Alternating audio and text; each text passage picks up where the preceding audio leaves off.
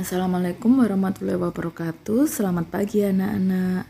Bagaimana kabar kalian hari ini?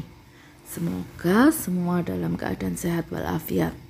Pada pagi hari ini kita akan belajar tema 8, subtema 2, bumiku dan musimnya. Pembelajaran 1. Saat musim hujan, sinar matahari sering tertutup awan. Hujan hampir turun setiap hari. Bawalah payung sebelum pergi. Kemudian, ayo membaca. Pagi itu daerah tempat tinggal Dayu kembali diguyur hujan. Hujan turun tak henti-henti, hampir 2 hari lamanya. Saat Dayu menonton televisi, dilihatnya berita mengenai beberapa daerah yang terkena bencana banjir. Banjir merupakan peristiwa alam yang sering terjadi ketika musim hujan tiba. Dayu ingin mengetahui lebih jauh mengenai bencana banjir. Yuk kita baca bersama.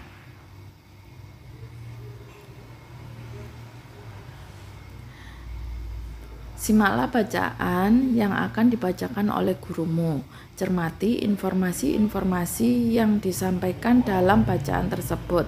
Catatlah gagasan utama dan informasi penting yang kamu temukan dalam tiap paragraf pada bacaan. Banjir bukan sekedar bencana alam. Memasuki musim hujan, terjadi peningkatan curah hujan di beberapa wilayah di Indonesia. Tidak dapat dipungkiri, banjir pun melanda di berbagai tempat.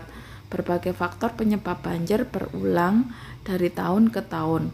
Rendahnya kesadaran masyarakat untuk menjaga lingkungan, penebangan liar, pembangunan pemukiman tanpa mengindahkan topografi wilayah merupakan penyebab bencana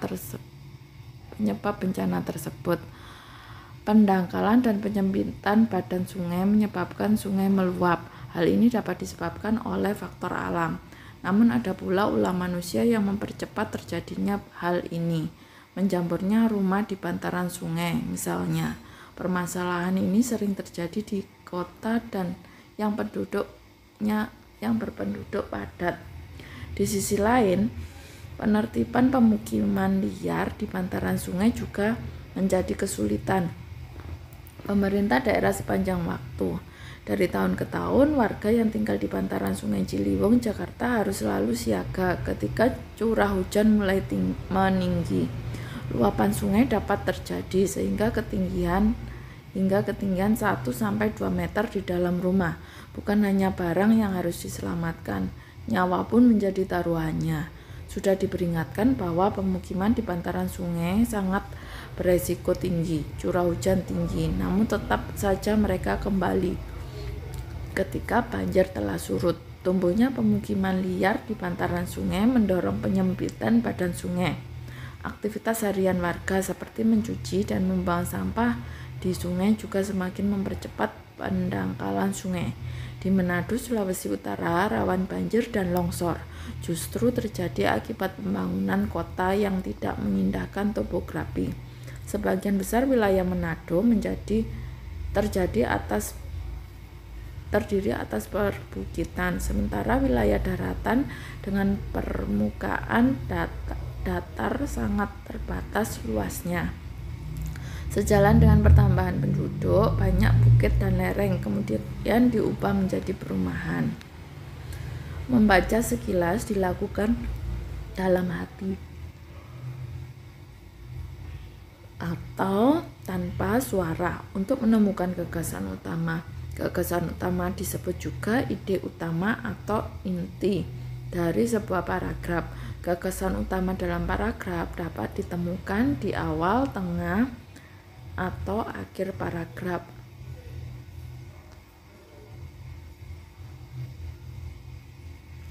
Dalam teks agak panjang, biasanya terdapat 150-200 kata. Teks ini disusun dari gagasan utama dan gagasan pendukung. Setiap paragraf memiliki satu gagasan utama yang merupakan inti dari pesan yang akan disampaikan.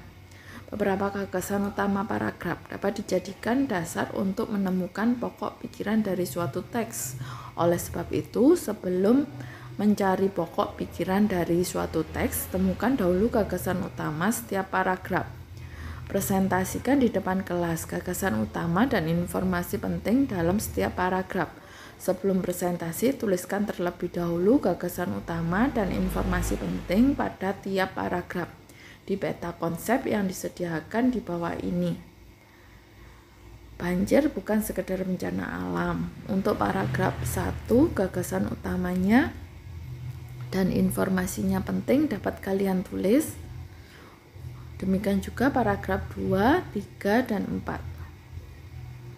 Berdasarkan gagasan utama dan informasi penting yang kamu temukan, buatlah sebuah ringkasan singkat tentang bacaan banjir bukan sekedar bencana alam. Kalian dapat mengerjakannya pada buku bahasa Indonesia kalian. Untuk selanjutnya, ayo membaca. Perhatikan artikel di bawah ini. Mintalah temanmu untuk membacakan artikel tersebut untukmu. Catatlah kata kunci dan informasi penting yang kamu dapatkan dari artikel yang dibacakan oleh temanmu tersebut. Lakukan kegiatan tersebut secara bergantian. Kompas.com. Banjir yang melanda Mojokerto Senin 27 Maret 2017 menyebabkan lumpuhnya kegiatan aktivitas belajar mengajar di Kecamatan Mojo Anyar. Di Desa Kebuahanyar, Kecamatan Mojo Anyar, siswa SMP Negeri 2 Mojo Anyar diliburkan karena banjir setinggi 80 cm masuk hingga dalam ruang kelas dan guru. Banjir ini merupakan genangan paling tinggi dibandingkan banjir sebelumnya. Ini sudah 2 kali dalam 2 tahun terakhir. Banjir yang paling tinggi. Banjir ini kiriman dari luberan kali di depan yang sudah tidak dapat menampung lagi. Karena hujan terus-terusan sejak Minggu sore, kata teman.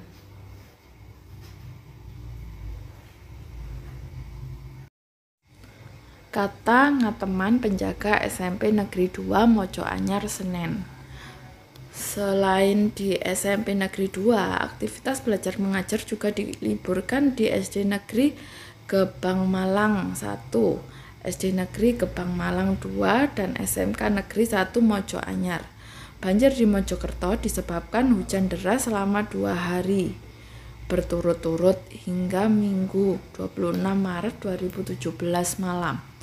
Bandingkan kata kunci dan informasi penting yang kamu temukan dengan kata kunci dan informasi penting yang ditemukan oleh temanmu. Kemudian ayo berlatih. Pernahkah kamu bertanya mengapa di negara kita hanya ada musim hujan dan kemarau? Mengapa tidak seperti negara-negara di belahan bumi utara atau selatan yang memiliki 4 musim? Untuk memahami lebih lanjut, ayo kita pelajari. Di bawah ini akan disajikan informasi tentang musim yang terjadi di berbagai belahan bumi. Lihatlah keterampilan menyimakmu, latihlah keterampilan menyimakmu dengan mengikuti langkah-langkah kegiatan di bawah ini. 1. Mintalah teman sebangkumu untuk membacakan teks bacaan yang berjudul Ada 2, Ada 4. Catatlah gagasan utama yang kamu dapatkan di tiap paragraf bacaan yang dibacakan tersebut.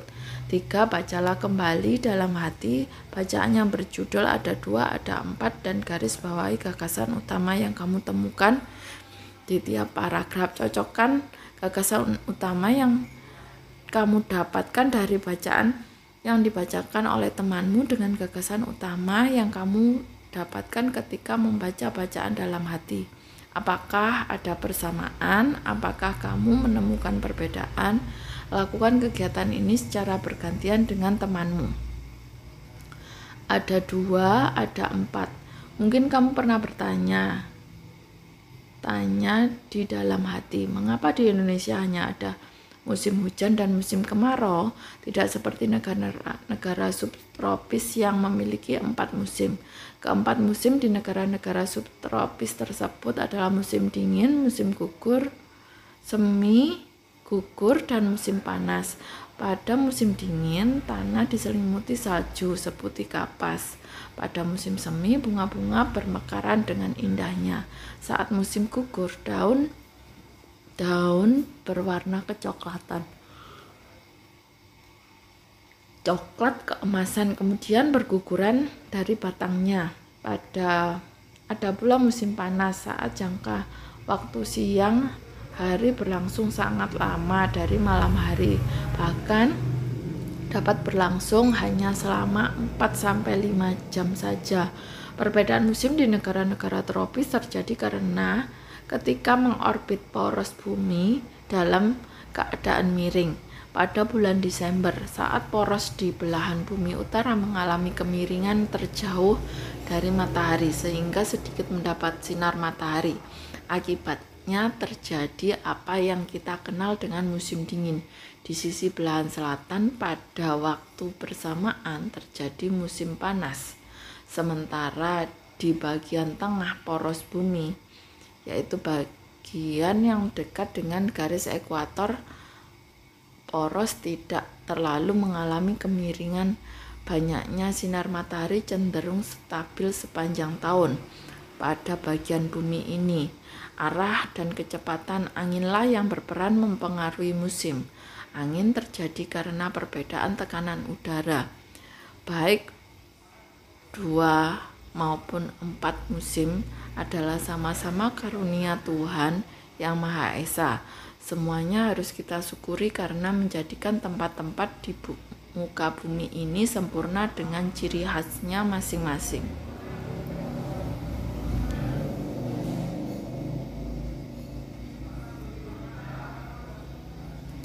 Gagasan utama yang aku dapatkan dari bacaan yang dibacakan oleh temanku dapat kalian tulis pada buku bahasa Indonesia kalian. Demikian juga gagasan utama yang aku dapatkan setelah membaca bacaan dalam hati. Kemudian berdasarkan teks bacaan ada 2, ada 4. Jelaskan penyebab terjadinya perbedaan musim di bumi. Kalian dapat mengerjakannya pada buku IPA kalian. Kemudian ayo renungkan, apa saja yang telah kamu pahami pada kegiatan hari ini? Sebutkan, kegiatan apa yang paling kamu sukai? Tuliskan rencanamu agar kamu dapat lebih memahami semua kegiatan yang telah kamu ikuti. Kerjasama dengan orang tua. Ceritakan kembali pembagian musim di Indonesia kepada orang tuamu. Sekian pembelajaran kali ini, Ibu akhiri. Wassalamualaikum warahmatullahi wabarakatuh.